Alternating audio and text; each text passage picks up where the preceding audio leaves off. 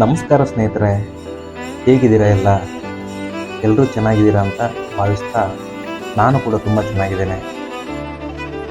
ನಾನು ಇವತ್ತು ನಿಮ್ಮನ್ನು ಕರ್ಕೊಂಡು ಹೋಗ್ತೀನಿ ಕೊಲ್ಲಾಪುರದ ಮಹಾಲಕ್ಷ್ಮಿ ದೇವಸ್ಥಾನಕ್ಕೆ. ಸ್ನೇಹಿತರೆ, ಕೊಲ್ಲಾಪುರ ದೇವಸ್ಥಾನದಲ್ಲಿ ಕ್ಯಾಮ್ರಾ ಅಲೌಡ್ ಮಾಡೋದಿಲ್ಲ. ದೇವಸ್ಥಾನದ ಹೊರಗಡೆ ಮಾತ್ರ ಕ್ಯಾಮ್ರಾ ಯೂಸ್ ಮಾಡ್ಬೋದು. ಹಾಗಾಗಿ ನನ್ನ ವಾಯ್ಸನ್ನು ಬ್ಯಾಕ್ಗ್ರೌಂಡ್ ಆಗಿ ಕೊಡ್ತಾ ಇದ್ದೇನೆ. ಸ್ನೇಹಿತರೆ, ಭಾರತದಲ್ಲಿ ಐಶ್ವರ್ಯ ಮತ್ತು ಸಂಪತ್ತಿಗೆ ದೇವತೆ ಅಂದರೆ ತಾಯಿ ಶ್ರೀ ಮಹಾಲಕ್ಷ್ಮಿ. ಈ ಮಹಾಲಕ್ಷ್ಮಿ ತಾಯಿ ನೆಲೆಸಿರುವ ಕ್ಷೇತ್ರ ಅಂದರೆ ಅದು ಈ ಕೊಲ್ಲಾಪುರ. ನಮ್ಮ ಕರ್ನಾಟಕದ ಗಡಿ ಭಾಗಕ್ಕೆ ಹೊಂದಿಕೊಂಡಿರೋ ಜಿಲ್ಲೆ ಅದು ಈ ಕೊಲ್ಲಾಪುರ. ಇದು ಬೆಂಗಳೂರಿನಿಂದ 614 ಕಿಲೋಮೀಟರ್, ಹುಬ್ಬಳ್ಳಿಯಿಂದ 224 ಕಿಲೋಮೀಟರ್, ಬೆಳಗಾವಿಯಿಂದ 112 ಕಿಲೋಮೀಟರ್ ಹೊಂದಿಕೊಂಡಿದೆ. ನೀವು ಬೆಂಗಳೂರಿಂದ ಬಸ್ಸುಗಳ ಮೂಲಕ ಹಾಗೂ ಕನೆಕ್ಟಿವಿಟಿ ರೈಲುಗಳ ಮೂಲಕ ಈ ಪುಣ್ಯಕ್ಷೇತ್ರಕ್ಕೆ ಬರ್ಬೋದು. ಸ್ನೇಹಿತರೆ, ಕೊಲ್ಲಾಪುರ ಶ್ರೀ ಮಹಾಲಕ್ಷ್ಮಿ ದೇವಸ್ಥಾನದ ಪ್ರತಿಯೊಂದು ಮಾಹಿತಿ ಹಾಗೂ ಕಥೆಯನ್ನು ಹೇಳುವುದಕ್ಕೂ ಮುನ್ನ ತಮ್ಮೆಲ್ಲರಿಗೂ ನನ್ನ ಡಾರ್ಲಿಂಗ್ ಸೂರ್ಯ ಯೂಟ್ಯೂಬ್ ಚಾನಲ್ಗೆ ಆತ್ಮೀಯ ಸ್ವಾಗತವನ್ನು ಬಯಸ್ತೇನೆ. ನೀವೇನಾದರೂ ಈ ವಿಡಿಯೋ ಮೂಲಕ ಮೊದಲನೇ ಬಾರಿಗೆ ಬಂದಿದ್ದರೆ ನಿಮಗೂ ಕೂಡ ಆತ್ಮೀಯ ಸ್ವಾಗತ. ಸ್ನೇಹಿತರೆ,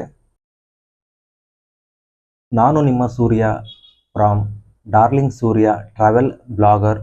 ಸ್ನೇಹಿತರೆ, ಈ ವಿಡಿಯೋವನ್ನು ಕೊನೆಯವರೆಗೂ ನೋಡಿ, ನನ್ನ ಚಾನಲನ್ನು ಸಬ್ಸ್ಕ್ರೈಬ್ ಆಗಿ ಫಾಲೋ ಮಾಡಿ, ಹಾಗೆಯೇ ನಿಮ್ಮ ಸ್ನೇಹಿತರಿಗೂ ಕೂಡ ಶೇರ್ ಮಾಡಿ, ನಿಮ್ಮ ಅನಿಸಿಕೆ ಅಭಿಪ್ರಾಯಗಳನ್ನು ಕಾಮೆಂಟ್ ಮೂಲಕ ತಿಳಿಸಿ. ಸ್ನೇಹಿತರೆ, ಬನ್ನಿ ಸ್ನೇಹಿತರೆ, ಶ್ರೀ ಕೊಲ್ಲಾಪುರ ಮಹಾಲಕ್ಷ್ಮಿ ದೇವಿಯ ದೇವಸ್ಥಾನವ ಸುತ್ತಿ ನೋಡೋಣ.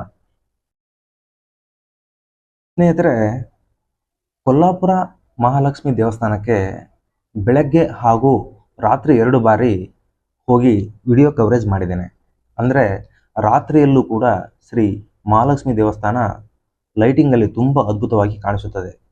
ಅದಕ್ಕೆ ಹಾಗೆ ಬೆಳಗ್ಗೆಯೂ ಕೂಡ ಚೆನ್ನಾಗಿ ಕಾಣಿಸುತ್ತದೆ.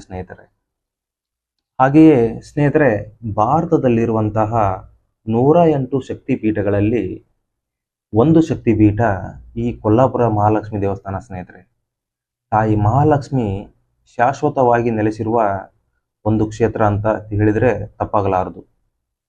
ಇಲ್ಲಿ ತಾಯಿ ಮಹಾಲಕ್ಷ್ಮಿ ನೋಡೋದೇ ಒಂದು ಸೌಭಾಗ್ಯ ಅಂತ ಹೇಳ್ತಾರೆ. ಸ್ನೇಹಿತರೆ, ಈ ದೇವಸ್ಥಾನ ಇಲ್ಲಿ ಬಂದದ್ದು ಹೇಗೆ, ಮಹಾಲಕ್ಷ್ಮಿ ತಾಯಿ ಇಲ್ಲಿ ನೆಲೆಸಿದ್ದು ಹೇಗೆ, ಪ್ರತಿಯೊಂದು ತಿಳಿತಾ ಹೋಗೋಣ. ಬನ್ನಿ ಸ್ನೇಹಿತರೆ, ಇಲ್ಲಿರುವಂತಹ ಮಹಾಲಕ್ಷ್ಮಿ ತಾಯಿನ ಅಂಬಾಬಾಯಿ ಅಂತ ಕರೀತಾರೆ. ಸಪ್ತ ಋಷಿಗಳಲ್ಲಿ ಒಬ್ಬರಾದ ಭೃಗು ಮಹರ್ಷಿ ಏನು ಮಾಡ್ತಾರಂದರೆ, ಒಂದ್ಸಾರಿ ಮಹಾವಿಷ್ಣುವನ್ನು ಭೇಟಿ ಮಾಡಲು ವೈಕುಂಠಕ್ಕೆ ಹೋಗ್ತಾರೆ. ಆಗ ಶ್ರೀ ಮಹಾವಿಷ್ಣು ಭೃಗು ಮಹರ್ಷಿಗಳನ್ನು ಗಮನಿಸೋದಿಲ್ಲ. ಮಹಾವಿಷ್ಣು ನಿದ್ದೆಯಲ್ಲಿರುತ್ತಾರಂತೆ. ಆಗ ಕೋಪಗೊಂಡ ಭೃಗು ಮಹರ್ಷಿಗಳು ಮಹಾವಿಷ್ಣುವನ್ನು ಒದೆಯುತ್ತಾರಂತೆ. ಹೊಕ್ಕಳ ಮೇಲೆ ಒದ್ದ ಮೇಲೆ ಮಹಾವಿಷ್ಣು ಎದ್ದು ಬಿಟ್ಟು ಕೋಪಗೊಳ್ಳದೆ ಮೃದುವಾಗಿ ಭೃಗು ಮಹರ್ಷಿಗಳನ್ನು ಸಮಾಧಾನ ಮಾಡಿ, ನನ್ನದು ತಪ್ಪಾಯಿತು ಗುರುಗಳೇ, ನಿಮಗೇನಾದರೂ ಏಟು ಬಿದ್ದಿದೆ ಎಂದು ನಿಮಗೆ ನೋವಾಗ್ಲಿಲ್ವಲ್ಲ ಅಂತ ಹೀಗೆ ವಿಚಾರಿಸುತ್ತಾ ತಪ್ಪಾಯಿತು ಅಂತ ಕುಳಿತಾಗ ಭೃಗು ಮಹರ್ಷಿಯ ಕಾಲಿಗೆ ನಮಸ್ಕರಿಸುತ್ತಾ ವಿಚಾರಿಸುತ್ತಿದ್ದಾಗ ಅಲ್ಲಿಯೇ ಇದನ್ನೆಲ್ಲ ನೋಡುತ್ತಿದ್ದಂಥ ಶ್ರೀ ಮಹಾಲಕ್ಷ್ಮಿ ತಾಯಿ ಕೋಪಗೊಂಡು ಅಲ್ಲಿಂದ ಬಂದು ಶಾಶ್ವತವಾಗಿ ಕೊಲ್ಲಾಪುರದಲ್ಲಿ ನೆಲೆಸಿದಳು ಅಂತ ಹೇಳಲಾಗುತ್ತದೆ. ಸ್ನೇಹಿತರೆ, ಅಲ್ಲಿಂದ ಬಂದಂತಹ ಮಹಾವಿಷ್ಣು ಶ್ರೀ ಮಹಾಲಕ್ಷ್ಮಿಯನ್ನು ಎಷ್ಟೇ ಕರೆದರೂ ಒಪ್ಪೋದಿಲ್ವಂತೆ. ಕೊನೆಗೂ ಮಹಾವಿಷ್ಣು ತಿರುಪತಿಯಲ್ಲಿ ವೆಂಕಟೇಶ್ವರನಾಗಿ ನೆಲೆಸಿರೋದು, ಸ್ಥಾಪಿತರಾಗಿರೋದಂತ ಹೇಳಲಾಗುತ್ತದೆ. ಸ್ನೇಹಿತರೆ, ಪ್ರತಿ ವರ್ಷ ತಿರುಪತಿಯಿಂದ ಕೊಲ್ಲಾಪುರದ ಶ್ರೀ ಮಹಾಲಕ್ಷ್ಮಿ ಅಮ್ಮನಿಗೆ ಒಂದು ರೇಷ್ಮೆ ಸೀರೆ ಬರುತ್ತೆ. ಇವತ್ತಿಗೂ ಬರುತ್ತದಂತೆ, ಇವತ್ತಿಗೂ ಆಗುತ್ತಿರೋವಂಥದ್ದು ಪದ್ಧತಿ. ಹಾಗೆಯೇ ನೀವು ಕೊಲ್ಲಾಪುರದ ಶ್ರೀ ಮಹಾಲಕ್ಷ್ಮಿ ದೇವಿಯ ದರ್ಶನ ಮಾಡದೆ ತಿರುಪತಿ ವೆಂಕಟೇಶ್ವರ ದರ್ಶನ ಮಾಡಿದರೆ ಅದು ದರ್ಶನ ಅಪೂರ್ಣ ಅಂತ ಹೇಳ್ತಾರೆ. ಸ್ನೇಹಿತರೆ, ಸ್ನೇಹಿತರೆ, ಮುಂಚೆ ಇಲ್ಲಿ ಕೊಲ್ಲಾಸುರ ಎಂಬ ರಾಕ್ಷಸ ಇದ್ನಂತೆ. ಆ ರಾಕ್ಷಸನ ಸಂಹಾರ ಮಾಡಿದ್ದು ಶ್ರೀ ಮಹಾಲಕ್ಷ್ಮಿ ತಾಯಿ. ಹಾಗಾಗಿ ಕೊಲ್ಲಾಸುರನ ವಧೆಯಿಂದ ಈ ಊರಿಗೆ ಕೊಲ್ಲಾಪುರ ಅಂತ ಹೆಸರು ಬಂದಿದೆ ಸ್ನೇಹಿತರೆ. ಈ ಕೊಲ್ಲಾಪುರ ಶ್ರೀ ಮಹಾಲಕ್ಷ್ಮಿ ದೇವಸ್ಥಾನ ತುಂಬ ಸುಂದರವಾಗಿದೆ. ಈ ಆಕರ್ಷಕ ದೇವಸ್ಥಾನವನ್ನು 7ನೇ ಶತಮಾನದಲ್ಲಿ ಚಾಲುಕ್ಯ ವಂಶದ ಕರ್ಣದೇವ ಅನ್ನುವ ರಾಜ ಇದನ್ನು ನಿರ್ಮಿಸಿದರು ಅಂತ ಶಾಸನದ ಪ್ರಕಾರ ಹೇಳಲಾಗುತ್ತದೆ.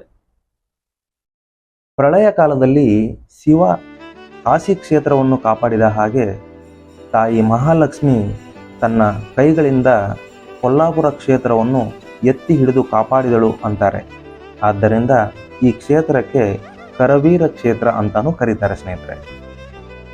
ಶಿವಭಕ್ತರಾದ ಅಗಸ್ತ್ಯರು ಕಾಶಿ ಕ್ಷೇತ್ರಕ್ಕೆ ಸಮಾನವಾದ ಇನ್ನೊಂದು ಕ್ಷೇತ್ರವನ್ನು ಸೂಚಿಸಲು ಮಹಾಶಿವನಿಗೆ ಕೇಳಿದಾಗ ಸಾಕ್ಷಾತ್ ಪರಮಶಿವನು ಈ ಕೊಲ್ಲಾಪುರವನ್ನು ಸೂಚಿಸುತ್ತಾರಂತೆ.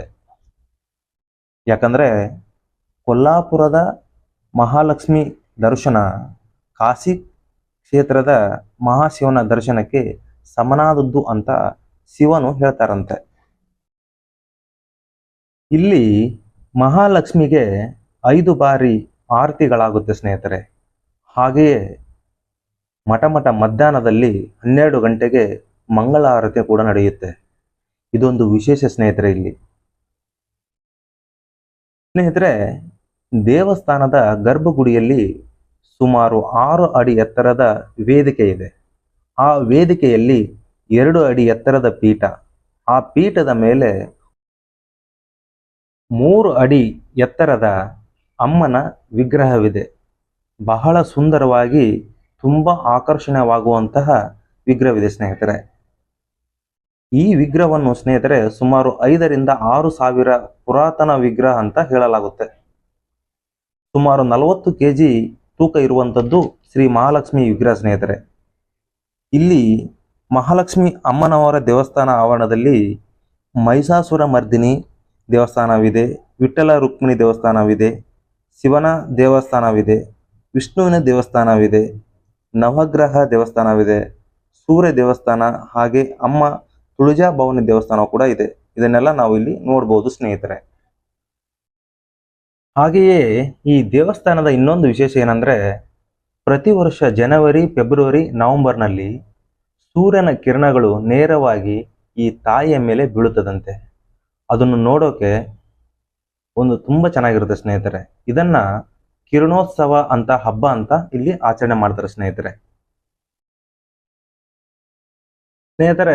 ಕೊಲ್ಲಾಪುರದ ಶ್ರೀ ಮಹಾಲಕ್ಷ್ಮಿ ತಾಯಿಗೆ ದೇಶದ ಎಲ್ಲ ಕಡೆಯಿಂದನೂ ಭಕ್ತರಿದ್ದಾರೆ.